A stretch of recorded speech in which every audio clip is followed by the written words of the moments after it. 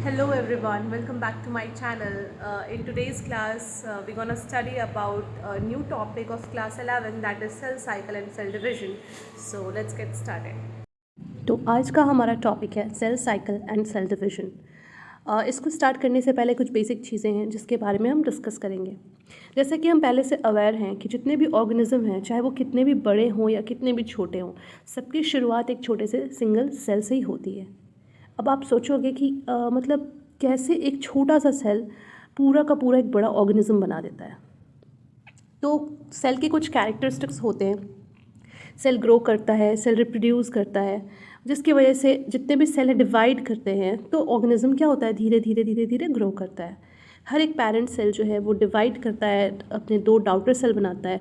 हर 2 daughter cell से फिर और 2 डॉटर सेल बनते हैं, वो डॉटर सेल तब मदर सेल बनता है। तो डिवीजन कर कर के क्या होता है कि ऑर्गेनिज्म का ग्रोथ होता है। दूसरे शब्दों में कहा जाए तो जो सेल का ग्रोथ और डिवीजन का साइकिल है, उसकी वजह से पूरे बहुत सारे स्ट्रक्चर बनते हैं, किसी भी बॉडी का निर्माण होता है। तो इसी में हम सबसे फर्स्ट पढ़ने वाले हैं सेल साइकिल के बारे में। सेल साइकिल को जानने से पहले एक चीज़ जाननी ज़रूरी है कि सेल डिवीजन एक बहुत ही इम्पॉर्टेंट प्रोसेस है जितने भी लिविंग ऑर्गेनिज्म हैं उनमें। यहाँ पे तुम्हारा फर्स्ट लाइन सेल साइकिल का यही कह रहा है कि cell division is a very important process in all living organism. Cell division के टाइम होता क्या क्या है, डीएनए का रेप्लिकेशन होता है और सेल का ग्रोथ होता है। तो it can be one question that during the cell division what happens. So you can reply that during the cell division DNA replication and cell growth takes place. ये जितने भी प्रोसेसेस होते हैं cell division के, DNA replication के, cell growth के, ठीक है, ये सारी चीज़ें इस सेल साइकिल में हमें देखने को मिलेंगी। यहाँ पे कह तो रहा है क्लियरली द सीक्वेंस, अगर मैं यहाँ पे पिन पॉइंट करूँ तो the sequence of event by which cell duplicate its genome, synthesis the other constituent of the cell and eventually divide into 2 daughter cell is termed cell cycle। यानी एक ऐसी प्रक्रिया जिसमें कि सेल अपने जेनेटिक मटेरियल को डिवाइड करता है, ठीक है, और एक सेल जो है ऑटोमेटिकली सेल डिवीजन करके 2 डॉटर सेल में फॉर्म होती है, उसको हम सेल साइकिल कहते हैं। ये पूरा प्रोसेस जो होता है, कैसे शुरू होता है से लेके कहाँ एंड होता है, वहाँ तक पूरे प्रोसेस को सेल साइकिल कहते हैं। Although cell growth is a continuous process, DNA synthesis occur only during one specific stage in cell cycle। यानी कि सेल ग्रोथ हालांकि है तो ये कंटिन्यूस प्रोसेस, लगातार होता रहता है, लेकिन डीएनए का सिंथेसिस सिर्फ और सिर्फ किसी एक स्पेसिफिक स्टेज में होता है। यहाँ पे क्लियरली मेंशन है DNA synthesis occur only during one specific stage in the cell cycle, ठीक है। The replicated chromosome mean DNA are then distributed to the daughter nuclei by a complex series of events during cell division। क्या होता है कि जो DNA का division होता है, DNA रेप्लिकेशन होता है क्रोमोसोम का, रेप्लिकेट होने के बाद हर 2 डॉटर न्यूक्लियाई जो होते हैं, जो डॉटर सेल बने हैं उसके न्यूक्लियस में वो डिवाइड हो जाते हैं। और ये जो इवेंट है वो क्यों होता है, ताकि वो जेनेटिक कंट्रोल बना रहे और जो इंफॉर्मेशन है वो प्रॉपरली दोनों डॉटर सेल में इक्वल डिवाइड हो सके। सेल साइकिल के फेजेस हैं, ठीक है। अब इसमें सेल के बारे में अगर बात करते हैं तो सेल जो है वो हर 24 घंटे में एक बार डिवाइड कर जाता है, ठीक है। इसका ड्यूरेशन जो है ऑर्गेनिज्म टू ऑर्गेनिज्म वैरी करता है, cell to cell divide, cell type पे डिपेंड करता है, ऑर्गेनिज्म पे डिपेंड करता है। जैसे एग्जांपल ले लेते हैं यीस्ट का। यीस्ट जो है कह रहा है कि ये 90 मिनट में सेल साइकिल इसका एक बार कंप्लीट होता है, can progress through the cell cycle in only about 90 minutes, ठीक है। ह्यूमन में 24 आवर लगते हैं एक बार डिवीजन के लिए, यीस्ट में 90 मिनट लगते हैं। सो बेसिकली सेल साइकिल को हमने 2 बेसिक फेजेस में डिवाइड किया। फर्स्ट फेज था interphase, second one is M phase. तो आपको देख पा रहे हो, ठीक है, क्या है, इंटरफेज है और एम फेज है, ठीक है। कुछ पॉइंट्स हैं जो आपको हाईलाइट करनी है फ्रॉम बेसिक। जैसे सेल साइकिल में बात की जाए तो सेल साइकिल में यहाँ पे था during the division of a cell DNA replication and cell growth also takes place, isn't it. ये एक पॉइंट बन गया।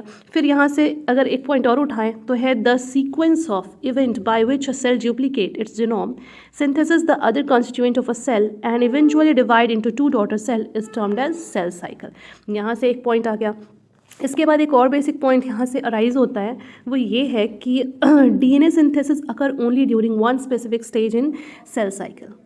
ओके, ये कुछ पॉइंट्स थे। उसके बाद ये भी था कि cell divide once in approximately every 24 hour. Okay, so ऐसे करके हम कई पॉइंट्स हाईलाइट कर सकते हैं। तो यहाँ पे हो गया। फिर एक और पॉइंट यहाँ पे हाईलाइटेड करने वाला है, वो ये है कि यीस्ट की बात करते हैं तो यीस्ट जो है वो 90 मिनट लेता है सेल साइकिल को कंप्लीट करने में। ठीक है, और सेल साइकिल जो है वो उसको दो फेजेस में हमने डिवाइड किया है, एक इंटरफेज है और एक एम फेज है। ठीक है, M phase represent the phase when the actual cell division और mitosis occur and interphase represent the phase between two successive M phase. यहाँ दो चीज़ों के बारे में डिस्कस किया गया है, एक एम फेज जिसको आप माइटोसिस फेज भी बोलते हो, और एक इंटरफेज के बारे में। तो यहाँ पे जो फर्स्ट पॉइंट है, लेट मी शो यू।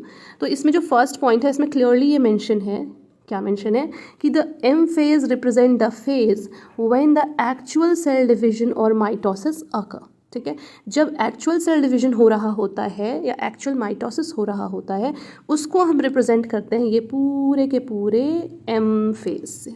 ठीक है, इसके बाद जो इंटरफेज है, ठीक है, इंटरफेज किस चीज़ को रिप्रेजेंट करता है, जब दो सक्सेसिव एम फेज यानी दो कंप्लीट सेल डिवीजन हो जाते हैं, उसके बीच का जो फेज होता है उसको हम इंटरफेज कहते हैं। ठीक है, अब यहाँ पे क्लियरली मेंशन है that it is a significant to note that in 24 hour average duration of a cell cycle of a human cell division proper last for only about an hour. 24 घंटे में से, यहाँ से बहुत इंपॉर्टेंट पॉइंट है ये कि in 24 average duration of cell, wait a minute, ये तो पूरा ही मिट गया। यहाँ पे क्लियरली मेंशन है क्या कि in 24 hour average duration of cell cycle of human cell division properly last for only about an hour. ठीक है, यानी कि जनरली 24 आवर का ड्यूरेशन होता है जिसमें सिर्फ 1 घंटे लगते हैं प्रॉपरली सेल डिवीजन को लास्ट करने में। Interphase last more than 95% of the duration of the cell, है ना। इंटरफेज कब से कब तक लास्ट करता है, तो 95% of the duration of cell cycle जो है वो इंटरफेज ही होता है। यानी कि अगर आप 24 घंटे की बात करो तो 23 घंटे जो है वो आपका इंटरफेज वाला हो गया, एंड 1 घंटे में प्रॉपर आपकी कंप्लीट सेल साइकिल हो जाती है। इसके बाद कहता है क्या, इसके बाद कहता है कि M phase start with, M phase किससे शुरू होता है, ये भी एक क्वेश्चन बन सकता है। एम फेज किससे शुरू होता है, तो एम फेज स्टार्ट होता है न्यूक्लियर डिविजन से। ठीक है, सबसे फर्स्ट एम फेज में क्या होता है देखने को मिलता है, न्यूक्लियस डिवाइड करता है। M phase start with nuclear division corresponding to the separation of daughter chromosome, और साथ ही साथ क्या होता है जब न्यूक्लियस डिवाइड करता है तो जो क्रोमोसोम है वो भी डिवाइड करेंगे। कॉमन सी बात है, क्योंकि न्यूक्लियस के अंदर क्रोमोसोम मिलते हैं, तो न्यूक्लियस डिवाइड करेगा तो क्रोमोसोम भी डिवाइड करेंगे, और न्यूक्लियस के डिविजन को आप कैरियोकाइनेसिस कहते हैं। ठीक है, एंड एम फेज एंड कब करता है, स्टार्ट होता है न्यूक्लियस के डिवीजन से और ख़त्म होता है साइटोप्लाज्म के डिवीजन से। ओके, साइटोप्लाज्म के डिवीजन से ये ख़त्म होता है। अब साइटोप्लाज्म के डिवाइड होने के प्रोसेस को क्या कहते हैं, साइटोकाइनेसिस कहते हैं। ठीक है, यहाँ पे क्लियरली मेंशन है साइटोकाइनेसिस। ओके, अब इसके बाद क्या कहता है कि द इंटरफेस दो कॉल्ड रेस्टिंग फेज। अब यहाँ से एक क्वेश्चन और हाईलाइटेड पॉइंट वाला क्वेश्चन बनता है कि इंटरफेज को हम किस नाम से जानते हैं।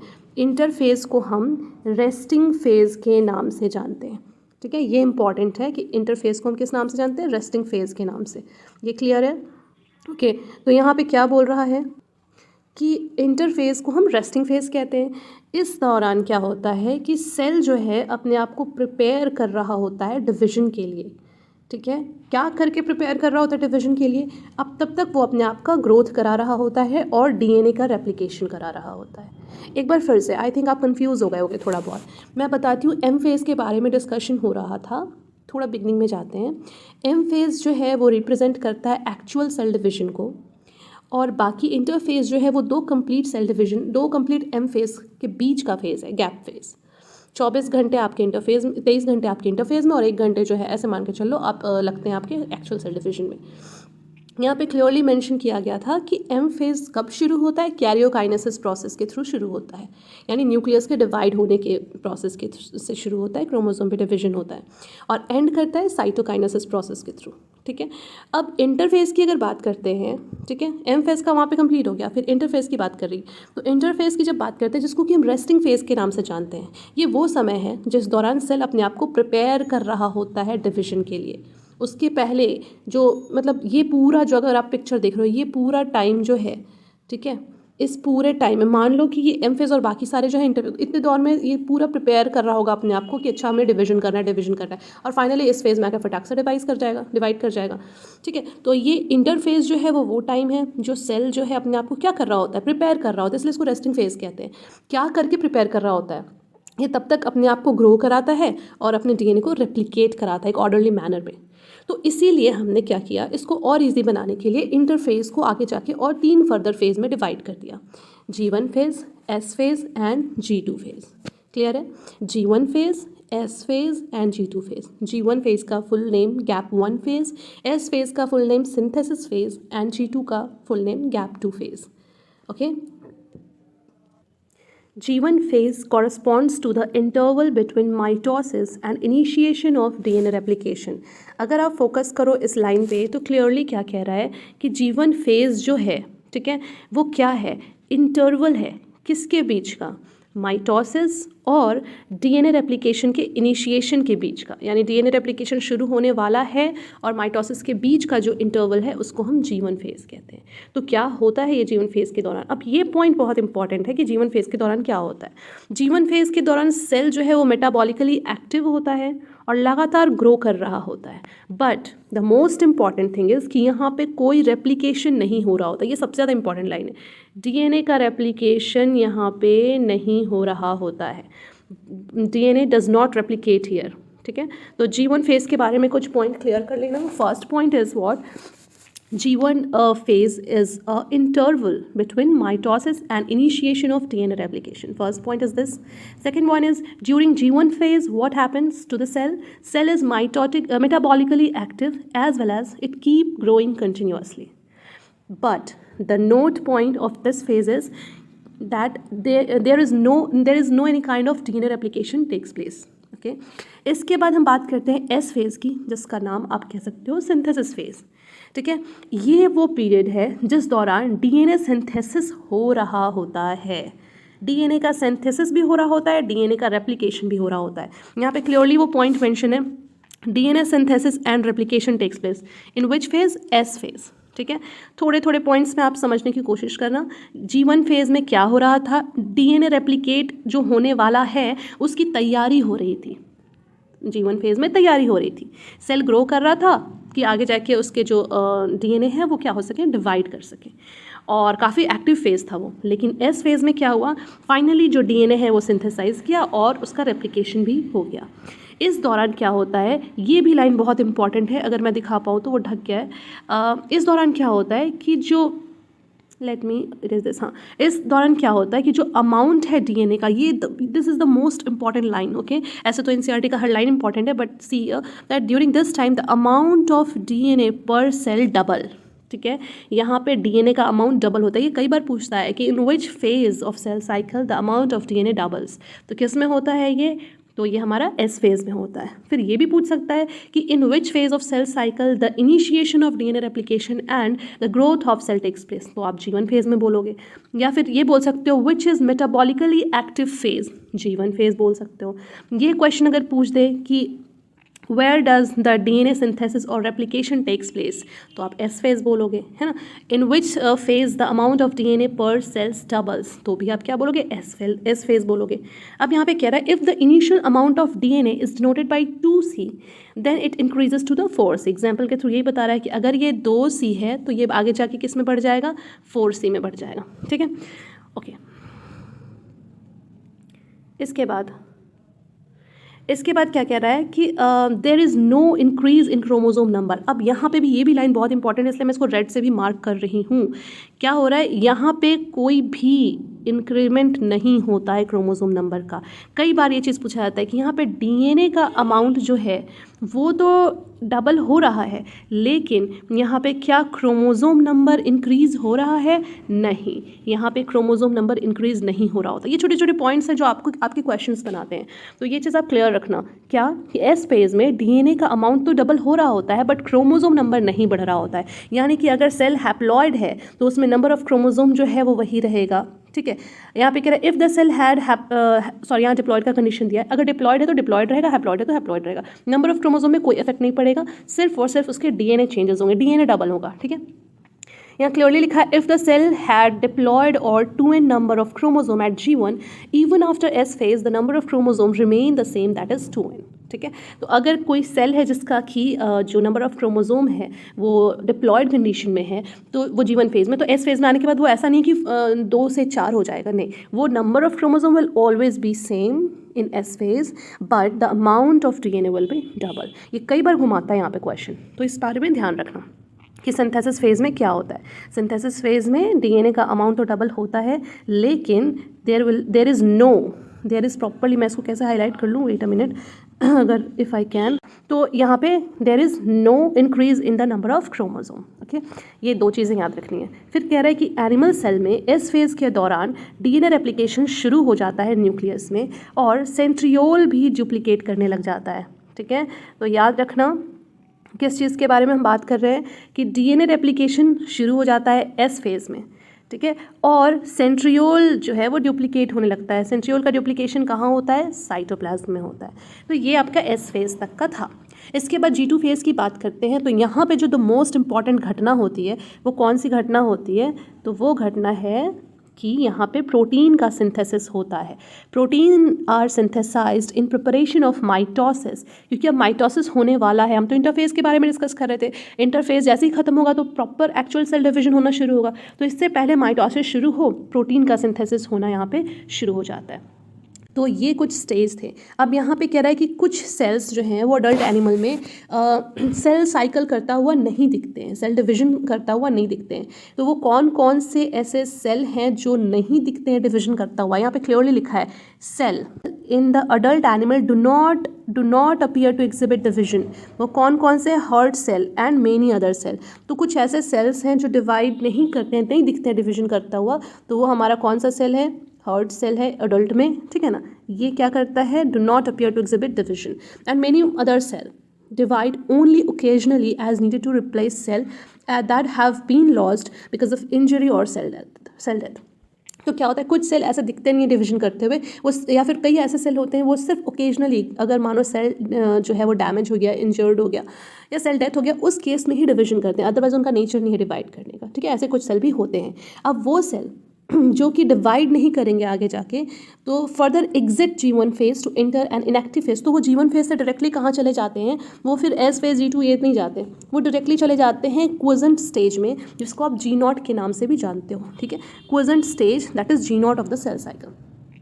इस स्टेज में क्या होता है कि जो सेल है वो मेटाबॉलिकली एक्टिव होते हैं, ठीक है।